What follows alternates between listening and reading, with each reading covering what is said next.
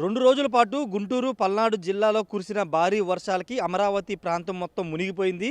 అంతేకాదు ప్రపంచ స్థాయి రాజధాని అంటూ ప్రపంచ స్థాయిలో ఐకానిక్ టవర్స్ సచివాలయము, హెచ్ఓడి కార్యాలయాలతో దాదాపు 5 టవర్స్ నిర్మాణం చేస్తున్నారు. ఈ టవర్స్ అన్నీ కూడా నీట మునిగిపోయాయంటూ నిన్న ఉదయం నుండి పెద్ద ఎత్తున ప్రచారం జరుగుతుంది. వాస్తవంగా ప్రస్తుతం అమరావతిలో ఎలాంటి సిచ్యువేషన్ ఉంది, నిజంగానే ఐకానిక్ టవర్స్ నీట మునిగిపోయాయా అనే వాస్తవాలు మీకు వివరించేందుకు ప్రస్తుతం ఇక్కడ ఐకానిక్ టవర్స్ వద్ద ఉన్నటువంటి ప్రాంతాన్ని మనం వచ్చాము. చూడొచ్చు, ఇవన్నీ కూడా హెచ్ఓడి కార్యాలయాలతో పాటు సెక్రటరియట్కి సంబంధించినటువంటి 5 టవర్స్ నిర్మాణం చేస్తున్నారు. హెచ్ఓడికి సంబంధించినటువంటి టవర్ ఏమో 45 అంతస్తులు, మిగతా సెక్రటరియట్కి సంబంధించినటువంటి టవర్స్ 40 అంతస్తులతో నిర్మాణం చేస్తున్నారు. ప్రస్తుతం ఆ టవర్స్ సంబంధించినటువంటి బేస్మెంట్ అంతా కూడా పూర్తయింది. ఆ టవర్స్ నిర్మాణం కూడా జరుగుతుంది. నిన్నటి నుంచి ప్రచారం జరుగుతున్నటువంటి మీరంతా చూస్తున్న విజువల్స్ ఇవే.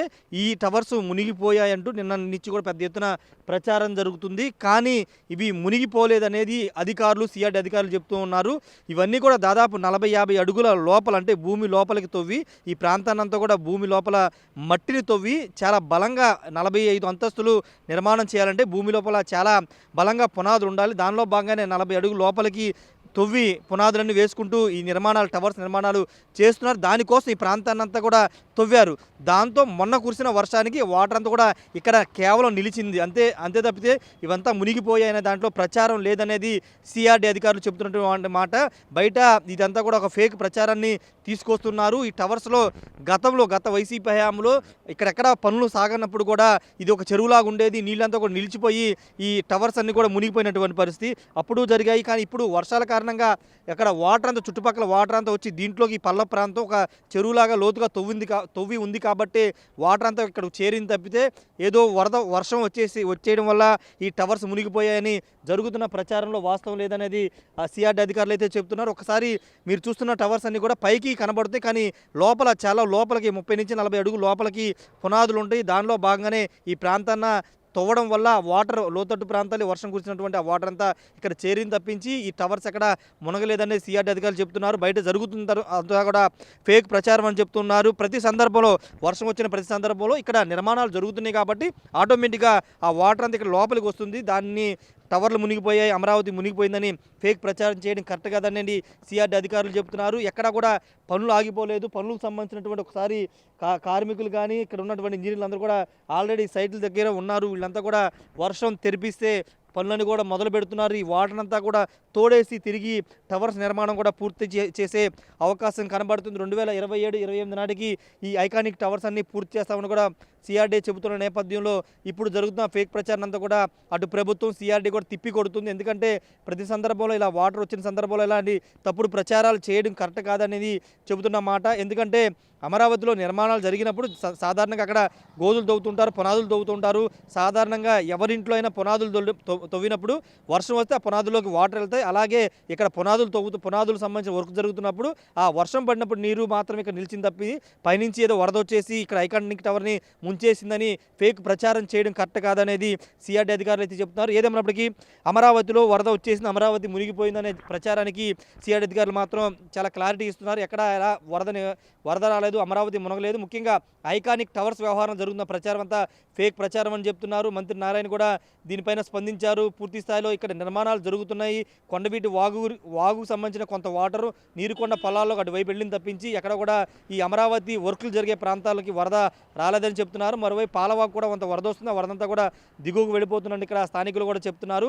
ప్రస్తుతానికైతే అమరావతిలో ఉన్నటువంటి ఐకానిక్ టవర్స్ మునిగిపోయాయన్న ప్రచారంలో వాస్తవం అయితే లేదు. అది కేవలం వర్షం నీరు, ఇది ఒక గుంటలాగా వర్క్స్ జరుగుతున్నాయి కాబట్టి ఆ నీరంతా కూడా చేరి అలా మునిగిపోయినట్టు కనబడుతుంది. దాన్నే వరద వచ్చేసి ఐకానిక్ టవర్స్ ముంచేసిందని ఒక ఫేక్ ప్రచారాన్ని తీసుకొస్తున్నారంటూ సిఆర్డీ అధికారులు అయితే ఈ విషయాన్ని ఖండిస్తున్నారు. ప్రస్తుతం నా వెనక ఉన్నవి అసెంబ్లీ సెక్రటరియట్కి సంబంధించినటువంటి టవర్స్. ఇంతకుముందు మీకు చూపించినవి హెచ్ఓడి టవర్స్, అక్కడంతా కూడా వాటర్ చేరుకుంది. కానీ అదే టవర్స్ పక్కన నిర్మాణం చేస్తున్నటువంటి ఈ సెక్రటరియట్కి సంబంధించినటువంటి టవర్స్ చూడొచ్చు, ఇక్కడ ఎక్కడా కూడా వాటర్ లేవు. పూర్తిగా నిర్మాణ పనులు యథావిధిగా కొనసాగుతూ ఉన్నాయి. కానీ ఇక్కడికి తేడా ఏంటంటే సేమ్ నిర్మాణ కంపెనీలు చేస్తున్నాయి. కానీ అక్కడ కొంత వాటరు అటు పక్కన చిన్న చిన్న కాలువలు అవన్నీ కూడా దాంట్లోకి వెళ్ళడం వల్ల వాటర్ అంతా కూడా వర్షపు నీరు అంతా చేరి అది కొంత మునిగిపోయినట్టు కనబడుతుంది. ఇక్కడ ఏం చేశారంటే ఇంజినీరింగ్‌కి సంబంధించినటువంటి అధికారులు దీంట్లోకి వాటర్ రాకోకుండా దాని ఒడ్డున ఒక సైమల్టేనియస్‌గా ఒక చిన్న కాలువ లాంటిది నిర్మాణం చేశారు. పైనుంచి వచ్చే చిన్న చిన్న కాలువలు చిన్న చిన్న వాటర్ అన్నింటిని కూడా దాంట్లోకి మళ్లించి ఆ వాటర్ అంతా కూడా బయటికి అటువైపు మళ్లించారు. దానిలో భాగంగానే వాటర్ అంతా కూడా దీంట్లోకి రాకోకుండా ఇలా సేఫ్టీగా ఉంది. వర్షపు నీరు ఎక్కడ చేరుకోకుండా నీట మునక్కోకుండా యథావిధిగా పనులన్నీ కూడా కొనసాగుతున్నాయి. పక్కన మీకు ఇంతకుముందు చూపించినటువంటి హెచ్ఓడి టవర్స్‌లో ఏంటంటే అక్కడ జాగ్రత్తలు తీసుకోలేదు ఇంజినీరింగ్ అధికారులు.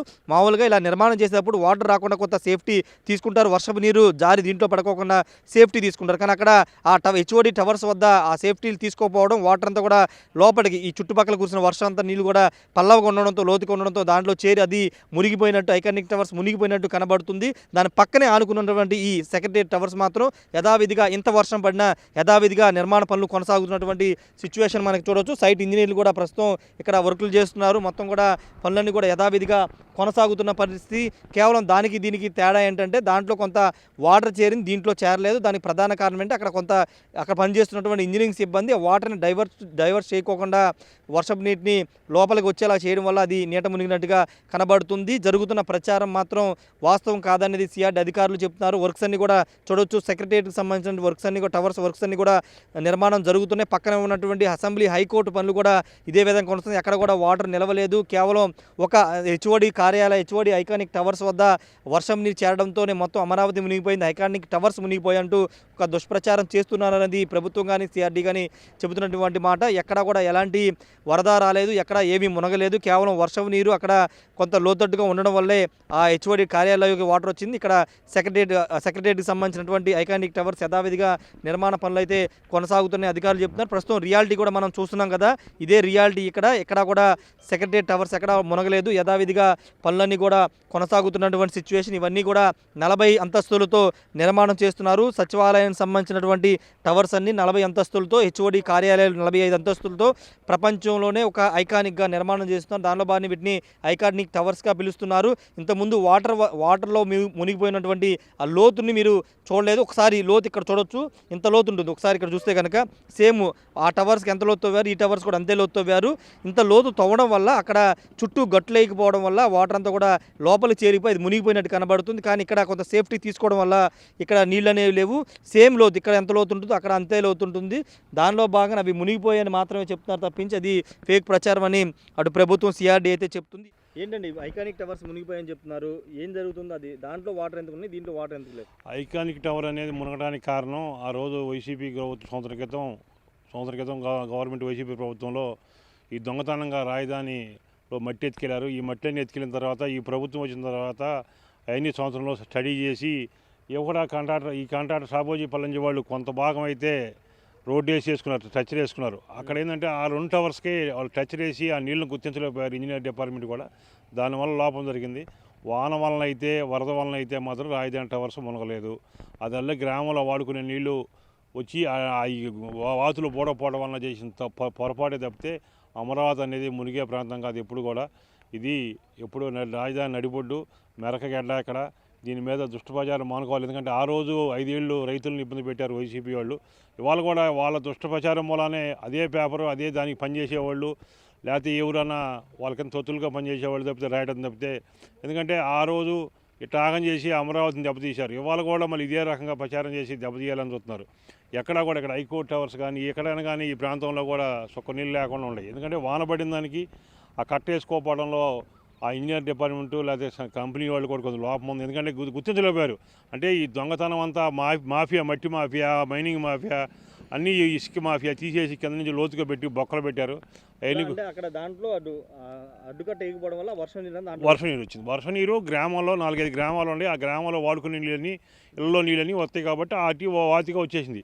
అది ఒకప్పుడు గతంలో ఈ ప్రభుత్వం ఉన్నప్పుడు పనిచేసినప్పుడు అప్పుడు కట్ట ఉండేది. ఆ కట్టని ఈ వైసీపీ ప్రభుత్వం వచ్చిన తర్వాత కొంతమంది నాయకులు ఆ మట్టిని దొంగతనంగా అమ్ముకొని వైసీపీ నాయకులు దాని మూలాన ఇవాళ ఆ కట్టకి ఎక్కడికి అంత ఉందో కూడా తెలియని పొజిషన్లో ఇవాళ పెద్దవాన పడింది. కాబట్టి ఇప్పుడు ఈ ప్రభుత్వం పని మొదలుపెట్టిన తర్వాత అది గుర్తించాలంటే ఆ కట్ట బొక్క అనేది తెలియలేదు.